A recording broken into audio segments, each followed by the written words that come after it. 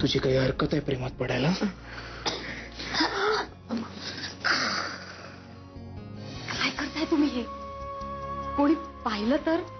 पाहिलं तर काय? तुझी लग्नाची बायको आहेस ना तू? हे काय खूळ घेऊन बसलीये डोक्यात? की ती भैरवी नाही तर काशी? कोण आहे ही काशी मोहिते?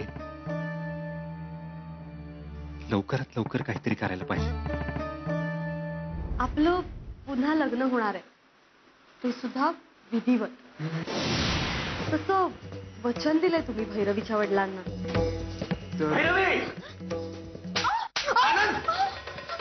काय करतोस तू?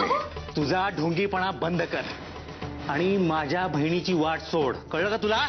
आनंद, तुला परत सांगतोय मी, हीच माझी बायको आहे. कळलं तुला? मी तुझा जीव घेईन.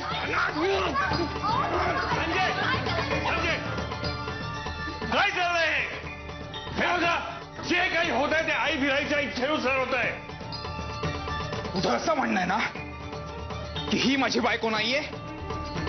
मग तुझ्या वडिलांच्या म्हणण्याप्रमाणे आम्ही लग्न करतोय उद्याच. हे सगळं तुमच्या परवानगीने होतं. भैरवी आणि संजय लग्न करतायत.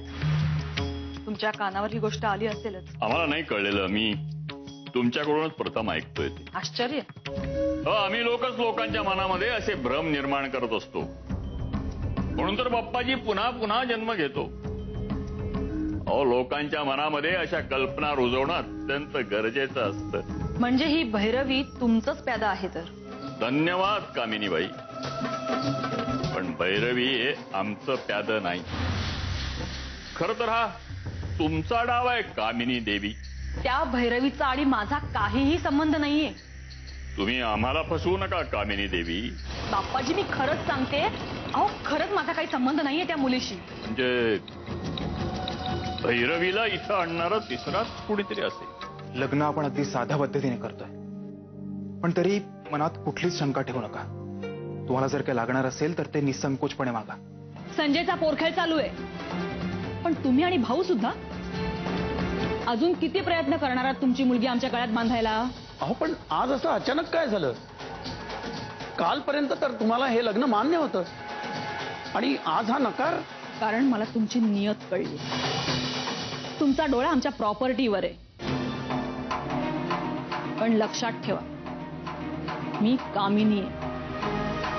तुमची ही स्वप्न मी कधीच पुरी होऊ देणार नाही. देवीने त्या कष्टाने मला माझी काशी परत केली आहे. तिला मी माझ्यापासून कुठेच लांब जाऊ देणार नाहीये. नाही.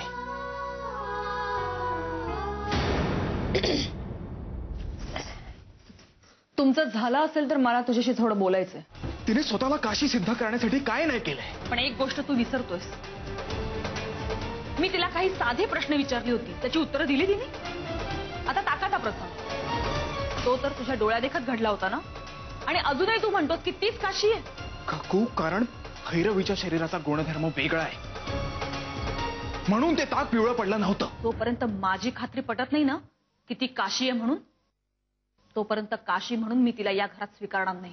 काकू, तुमचा तिच्यावर किती विश्वास आहे मला माहिती नाही, पण माझा माझ्या काशीवर पूर्ण विश्वास आहे. मी काशी बरोबर लग्न करणारच आहे. मग या लग्नाला तुमचा आशीर्वाद असो व नसो.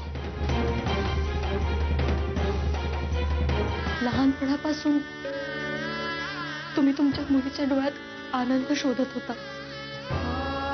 मग तो आनंद, ते सुख मी तुम्हाला नक्कीच देऊ शकते. तुम्ही मला तुमच्या मुलीप्रमाणे मानता ना.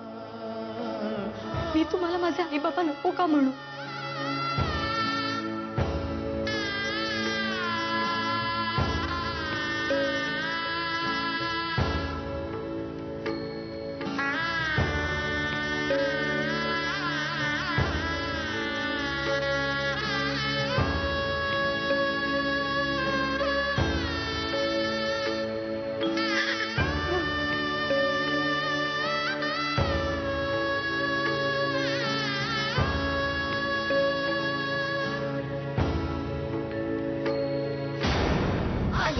भाग्यलक्ष्मी